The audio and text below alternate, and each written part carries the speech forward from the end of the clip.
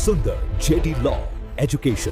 Welcome back to another video. आज की video में हम समझेंगे कि जब हम कभी कहीं से कोई सामान खरीदते हैं, कोई प्रोडक्ट खरीदते हैं और उस सामान में कुछ ना कुछ खराबी आ जाती है और दुकानदार या फिर हो सकता है आपने ऑनलाइन भी खरीदा हो, तो आपके साथ इस तरह के धोखे होते रहते हैं।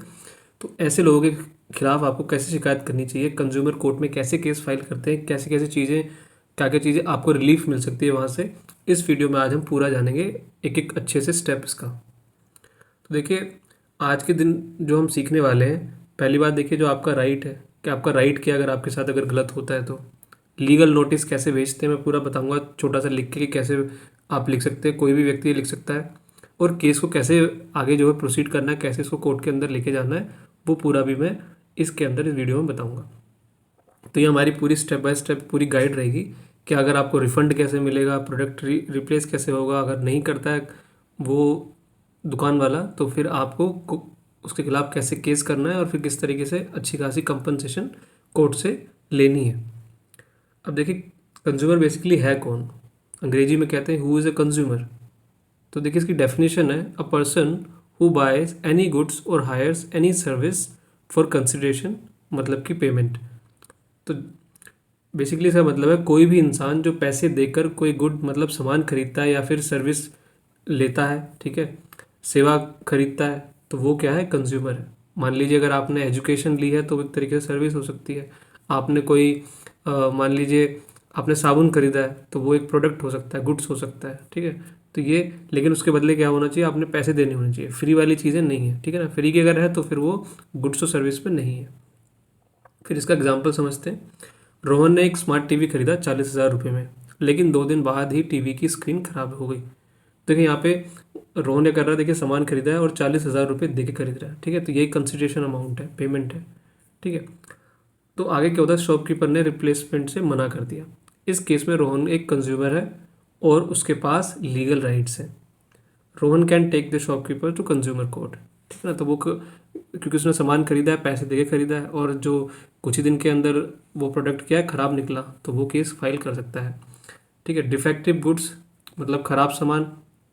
डिफेक्ट का मतलब है सामान की क्वालिटी, क्वांटिटी और प्योरिटी में कोई भी कमी होना, ठीक है। वो हो सकता है कि उसकी क्वालिटी बहुत बेकार हो, जितना मंगाया था उतनी क्वांटिटी में ना हो, शुद्धता उसकी ख़राब हो, ठीक है ना, नकली हो मतलब। तो एक्सपायर्ड प्रोडक्ट भी कोई बेचते हैं, ठीक है ना। तो ये भी क्या एक तरीके से डिफेक्ट प्रोडक्ट हो गया। और सामान का टूटा हुआ होना मतलब डैमेज्ड होना, तो वो भी क्या एक तरीके से डिफेक्ट गुड्स हो गया। और वादा किया कुछ और निकला कुछ और, मतलब आपको बताया कुछ और, जब आप जैसे ऑनलाइन सामान खरीदते हैं उसमें दिखता कुछ और है लेकिन वो निकलता कुछ और है। तो मिसलीडिंग जो ऐड के थ्रू चीज़ें दिखाई जाती हैं वो भी क्या है, गलत तरीका है। देखिए सर्विस में कमी जो होती है उसे डेफिशिएंसी इन सर्विस कहते हैं। तो सर्विस के अंदर जैसे ना एजुकेशन वगैरह, किसी को बुला के आपने कोई काम करवाया, ठीक है ना, तो ये सर्विसेज होती हैं। तो इसके अंदर डेफिशिएंसी मतलब कमी। अगर आपने कोई सर्विस ली जैसे हॉस्पिटल, बैंक, कोरियर या इंटरनेट, और वो ठीक से काम नहीं कर रही, तो उसे डेफिशिएंसी कहते हैं। अगर आपने जो है, मान लीजिए आपने इंश्योरेंस लिया, ठीक है। अब इंश्योरेंस के टाइम पे जब आपकी बारी आई, समय आया उसका यूज़ करने का, तो इंश्योरेंस कंपनी ने मना कर दिया, ठीक है, जबकि आपने उसके लिए कंसिडरेशन पे की है।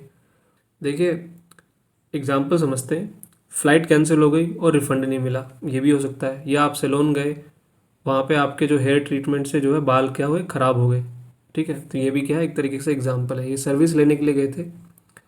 अब देखिए कंज्यूमर के राइट्स क्या क्या हैं, उनको समझते हैं। राइट टू सेफ्टी है उसके पास, ठीक है, कि भाई जो जो प्रोडक्ट है, मान लीजिए कोई इलेक्ट्रॉनिक सामान खरीदा है और वो मतलब ब्लास्ट हो जाए, ठीक है, तो वो भी क्या है, गलत चीज़ है। तो आप उसके खिलाफ भी कंज्यूमर कोर्ट में केस कर सकते हैं। राइट टू बी इन्फॉर्म्ड, आपको जो है पूरी उस प्रोडक्ट के बारे में, उस सर्विस के बारे में पूरी जानकारी मिलना, ये आपका राइट है। अगर वो जानकारी नहीं है तो वो क्या है, गलत सर्विस है।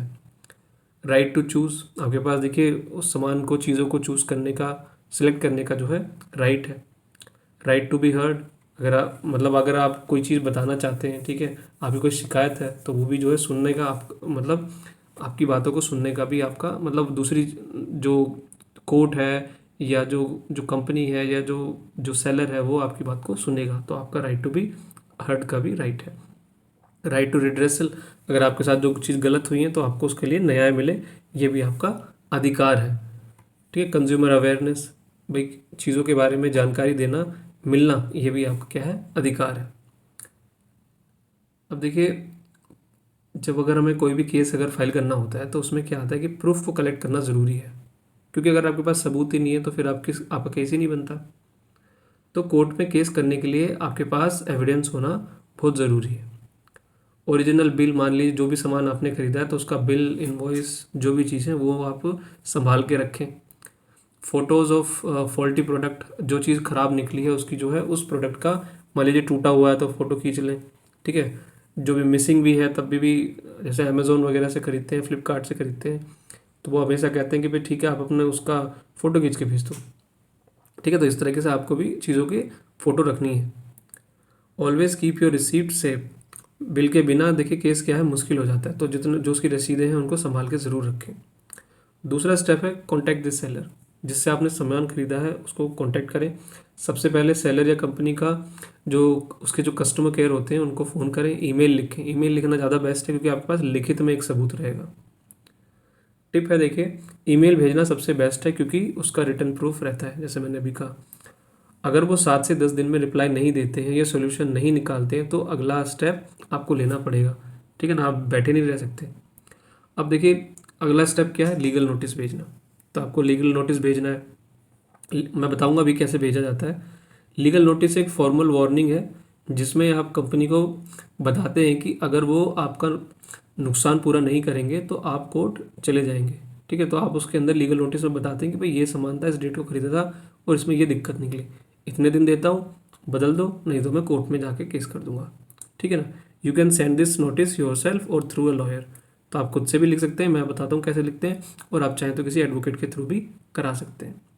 तो मेथड देखिए क्या है कि रजिस्टर्ड एडी और स्पीड पोस्ट, तो आप जो है कोरियर भी कर सकते हैं, स्पीड पोस्ट से भेज सकते हैं, और जो रजिस्टर्ड एडी जो पोस्ट होता है, रजिस्टर्ड पोस्ट होता है, उससे भी आप भेज सकते हैं। तो देखिए लीगल नोटिस में देखिए क्या लिखना चाहिए वो हम समझते हैं। आपका नाम और पूरा एड्रेस आपको लिखना है उसके अंदर, सामान कब और कितने का खरीदा उसकी बिल की आपको डिटेल लिखनी है, बिल का नंबर लिखना है, ठीक है, वो सब चीज़ें उसमें लिखनी है, अमाउंट वगैरह, सामान में क्या खराबी थी, डिफेक्ट क्या था वो लिखेंगे। आपको क्या चाहिए, रिफंड चाहिए, रिप्लेसमेंट चाहिए, आपको चाहते हैं कि आपका पैसा वापस मिल जाए या फिर वो सामान बदल के मिल जाए, ठीक है। 15 दिन का टाइम दीजिए रिप्लाई करने के लिए, जब आप नोटिस भेज देंगे और उसके लिए आपको 15 दिन का वेट करें, तभी उसके बाद ही कोई भी आप अपना कदम उठाएं।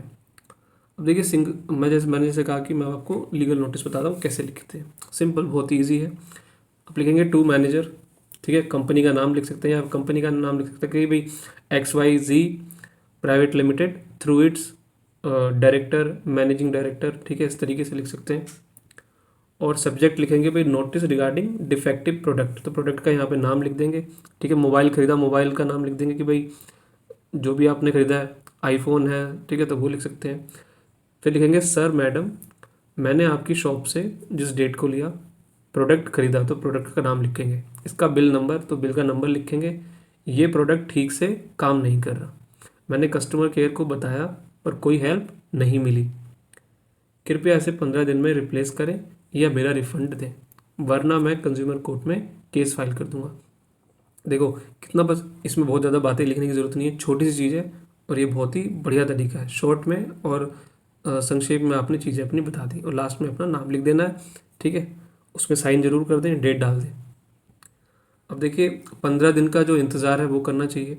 नोटिस भेजने के बाद 15 दिन तक आपको वेट करना है। अगर 15 दिन बाद भी कोई रिप्लाई नहीं आता तो आप जो सीधा उसको क्या कर सकते हैं, उस केस को आप कोर्ट के में लेके जा सकते हैं, क्योंकि वो व्यक्ति अब मान नहीं रहा है। देखिए कहाँ केस करें, where to file the case, तो आपकी कंप्लेंट की value of goods plus service paid के हिसाब से कोर्ट डिसाइड होता है, ठीक है ना। 3 कोर्ट हैं, डिस्ट्रिक्ट लेवल पे भी है, स्टेट लेवल पे भी है, नेशनल लेवल पे भी है। तो आपके जो सामान की आप कोर्ट से कितना क्लेम कर रहे हैं उस अमाउंट का, ठीक है, तो वो डिपेंड करता है। अब देखिए डिस्ट्रिक्ट कोर्ट की जो वैल्यू है वो अब 50 लाख तक का आपका जो केस है वो डिस्ट्रिक्ट कमीशन में आप फाइल कर सकते हैं, और स्टेट कमीशन में आप फाइल कर सकते हैं 50 लाख से लेकर 2 करोड़ तक, और नेशनल कमीशन में आप 2 करोड़ से ऊपर कर सकते हैं। और साथ साथ में एक और चीज़ भी है कि आप किस स्टेट में रहते हैं उस स्टेट के हिसाब से चेक भी कर लें, ठीक है। ये दिल्ली का है वैसे। और देखिए कोर्ट फीस जो है वो कैसे कोर्ट फीस समझते हैं, ये भी आप थोड़ा सा चेक कर लेना, क्योंकि अलग अलग जगहों पे क्या है कि जैसे मेन कोर्ट होते हैं उनमें भी जो है फ़ीस का बड़ा डिफरेंस रहता है। तो बहुत बड़ा, वैसे बहुत ज़्यादा फ़ीस ली नहीं जाती है, बहुत ही छोटी मामूली फ़ीस ली जाती है। तो एग्जांपल के तौर पे 5 लाख तक देखिए कोई फ़ीस नहीं है, 5 लाख से ऊपर और 10 लाख तक 200 रुपये, 10 लाख से ऊपर और 20 लाख तक 400 रुपये, 20 लाख से ऊपर और 50 लाख तक, 20 से 50 लाख तक में 1,000 रुपये। ठीक है, तो ये जो है कोर्ट फीस है। तो फीस जो है देखिए आप उसको डिमांड ड्राफ्ट बना सकते हैं। अब तो ऑनलाइन जब आप पोर्टल पे जाएंगे तो ऑनलाइन भी पे कर सकते हैं। अब देखिए केस फाइल करने के लिए आपको ई दाखिल जो है साइट है, वेबसाइट है, उस पर आपको केस फाइल करना है। ठीक है, तो अब आप घर बैठे भी जो है आपको कहीं जाने की ज़रूरत नहीं है। ये साइट आप ध्यान रखें, edakhil.nic.in। ठीक है, इस पर आप अपना केस फाइल कर सकते हैं। तो स्टेप्स क्या है, रजिस्टर एज ए कंज्यूमर, पहले आप उस साइट पे जाके अपने आप को कंज्यूमर के तरीके से तरह आप अपने आप को रजिस्टर कर लें। फिर आपने केस की डिटेल लिखनी है, अपलोड करने हैं जो डॉक्यूमेंट जो हमने पहले बात करी, और आपने फिर उसके बाद में कोर्ट फीस दे दी। No need to visit court for filing, आपको जाने की ज़रूरत नहीं है। ठीक है, बाद में जब आपका केस अप्रूव हो जाता है तो जाके फिजिकल फाइल कोर्ट में दे के आ जाए। ठीक है, हाउ टू रजिस्टर ऑन ई दाखिल, आप ई दाखिल में जो है रजिस्टर कैसे करना है, गो टू ई दाखिल website and click on registration. तो आपको रजिस्ट्रेशन का ऑप्शन मिल जाएगा लॉगिन के पास में ही। आपको अपनी आईडी प्रूफ, आधार कार्ड, वोटर आईडी और मोबाइल नंबर आपको चाहिए, तो वो जब मांगेंगे तो वहाँ पे आप उसको डाल दीजिए। ओटीपी से वेरीफाई करना है। ठीक है, और अपना जो पासवर्ड आप उसमें बना सकते हैं। फिर बाद में देखिए कौन कौन से डॉक्यूमेंट है जो कि हमें ज़रूरत पड़ती है केस के टाइम पे, तो उनकी चेकलिस्ट है जो कि आप बना के रखें। परचेज बिल, जो आपने सामान खरीदा उसका बिल होना चाहिए। ठीक है, कॉपी ऑफ लीगल नोटिस, जो आपने नोटिस भेजा है उसकी कॉपी रखें अपने पास। पोस्टल रिसीट ऑफ नोटिस, अगर आपने लीगल नोटिस भेजा होगा तो उसमें जो पोस्ट ऑफिस से आपको एक ट्रैकिंग रिपोर्ट मिली होगी, ट्रैकर। ठीक है, तो उसको रखें संभाल के। कस्टमर केयर चैट्स और ईमेल्स, आपने कस्टमर केयर से बात करी होगी, ईमेल लिखे होंगे तो उसकी कॉपी चाहिए होगी। फ़ोटो वीडियो ऑफ डिफेक्ट, जो सामान में खराबी थी उसकी आपको फ़ोटो ज़रूर लगानी है। एफिडेविट आपको साथ में लगाना। ठीक है, तो ये बेसिक सी चीज़ है। कंप्लेंट जो है ड्राफ्ट कैसे करनी है, देखिए स्ट्रक्चर है कंप्लेंट का। पहले आपको हेडिंग लिखनी है, कोर्ट का नाम लिखना है। ठीक है, before the district commission redressal, ऐसे करके पूरा, और जो भी डिस्ट्रिक्ट आएगा ऐसे करके आप लिख सकते हैं। फिर पार्टीज, आपका नाम वर्सेस कंपनी का नाम। मान लीजिए आपका नाम है समीर और जो कंपनी है उसका नाम है XYZ लिमिटेड। ठीक है, तो आप कर सकते हैं Sameer versus XYZ limited. Fact, अपनी स्टोरी लिखनी है, क्या हुआ कब हुआ वो सारी चीज़ें, अपनी कहानी उसमें लिखनी है, छोटे लिखनी है और डिटेल में डेट वाइज लिखनी है। प्रेयर लिखनी है आपको कि कोर्ट से आप क्या मांग रहे हैं, आप कोर्ट से क्या मांगते हैं वो उसे कहते हैं प्रेयर। अब देखिए एग्जाम्पल है सर्विस डेफिशिएंसी का। एग्जाम्पल है मिसेस गुप्ता ने एसी की सर्विसिंग कराई, टेक्नीशियन ने गलत गैस भर दी और एसी ब्लास्ट हो गया, कंपनी ने डैमेजेस देने से मना कर दिया। अब in such a case she can claim compensation for mental agony and property damage in consumer court. तो ऐसे केस के अंदर मिसेस गुप्ता क्या कर सकते हैं, कंपनसेशन में जो मानसिक तरीके रूप से उनको प्रताड़ित होना पड़ा, जो प्रॉपर्टी का नुकसान हुआ, वो सब चीज़ें वो कोर्ट में इस कंपनी से वसूल सकती हैं। ठीक है, द प्रेयर, जो जैसे मैंने कहा कि आप कोर्ट से मांग क्या रहे हैं, तो वो कैसे कैसे कहते हैं, आप कोर्ट से ये चीज़ें मांग सकते हैं। तो उनको लिखेंगे जैसे कि फुल रिफंड विद इंटरेस्ट मांग सकते हैं, जो भी आपने पेमेंट करी थी उस प्रोडक्ट की वो पूरी मांग सकते हैं। साथ में जब से उसके पास पेमेंट है कंपनी के पास तब तक का आप इंटरेस्ट भी ले सकते हैं। रिपेयर फॉर फ्री, ठीक है, आप कह सकते हैं कि भाई इसको फ्री ऑफ कॉस्ट में रिपेयर करके दें। और रिप्लेसमेंट ऑफ प्रोडक्ट, आप चाहें तो दूसरा बदल के मिले। और कंपनसेशन फॉर मेंटल टेंशन, जो आपको मानसिक रूप से परेशान होना पड़ा उसके लिए आप कंपनसेशन मांग सकते हैं। कब तक केस कर सकते हैं, देखिए जब से आपने सामान खरीदा और वो चीज़ें डिफेक्टिव निकली हैं या सर्विस डिफेक्टिव है तो आपके पास टाइम लिमिटेड है जिसमें आप कोर्ट के पास जा सकते हैं। तो वो टाइम है 2 साल तक, 2 साल के अंदर आप केस फाइल कर सकते हैं, उसके आगे जाके नहीं कर सकते। आपको 2 साल के अंदर केस फाइल करना होता है जब से प्रॉब्लम शुरू हुई। ठीक है ना, तो अंग्रेजी में उसे कहते हैं, लीगल टर्म में कहते हैं कॉज ऑफ एक्शन, कब से अराइज हुआ। तो डोंट वेट टू लॉन्ग। ठीक है ना, वेट नहीं करना है, फटाफट से चीज़ें करनी है। केस अगर आपका एडमिट हो गया, कोर्ट ने एक्सेप्ट कर लिया, तो आगे क्या रहेगा, कोर्ट आपकी कंप्लेंट देखेगा। अगर सब ठीक है तो कोर्ट उसे एडमिट कर लेता है। ठीक है, कोर्ट दूसरी पार्टी को नोटिस भेजेगा कि भाई आप आइए, अपना पक्ष रखिए, आप भी अपनी कहानी बताइए। उन्हें जो है 30 से 45 दिन में अपना जवाब देने के लिए समय देता है कोर्ट कि भाई आप अपना पक्ष रखिए और लिखित में जो भी आपके पास सबूत हैं वो भी आप लेके आइए।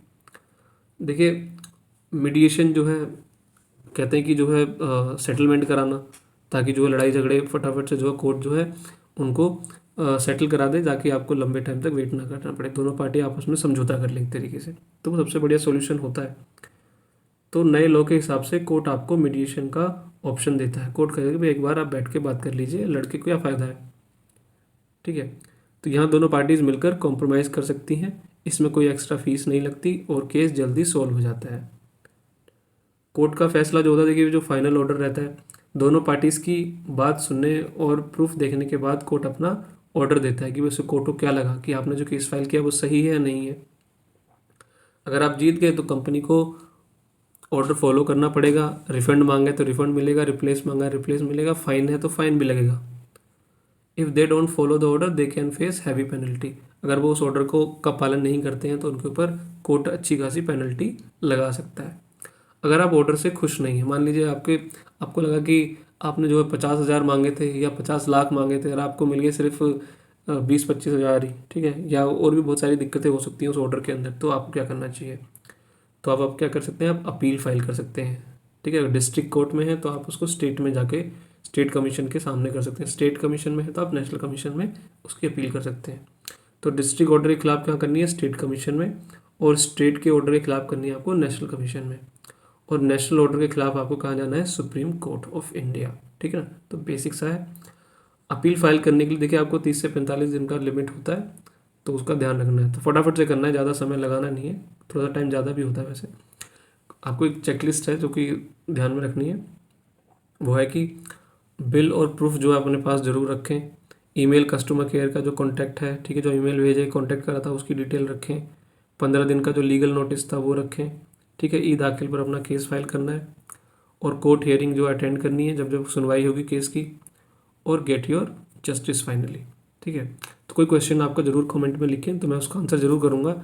और अगर आपको लीगल नोटिस कैसे लिखना होता है और भी थोड़ा डिटेल में जानना है, तो मतलब प्रैक्टिकल में, तो वो भी पूछ सकते हैं, वो भी मैं आपको दिखा सकता हूँ। Thank you so much for watching the video. Have a nice day.